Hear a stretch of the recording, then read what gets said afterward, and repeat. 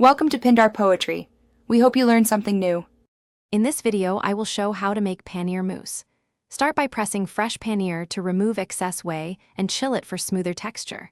While chilling, whip cold cream until soft peaks form, then fold into paneer with gentle strokes. Add sweetener and flavorings like cardamom or mango puree, adjusting to taste. Chill the mousse for at least 2 hours to set before serving for best results. Begin by pressing paneer properly and chilling it to firm up the curds for easier blending. In a blender, combine the paneer with a splash of milk or 1 tablespoon lemon juice for brightness and blend until smooth. Whip 1 cup cold cream to soft peaks, then fold into the paneer puree with a spatula in 3 additions. Taste and adjust sweetness or spices before transferring to serving dishes to chill. If this video is helping you, please subscribe and like so I can keep sharing simple recipes and tips. Quick recommendation.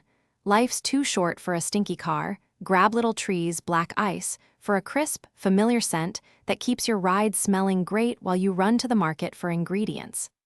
I put a link and deals in the description for your convenience.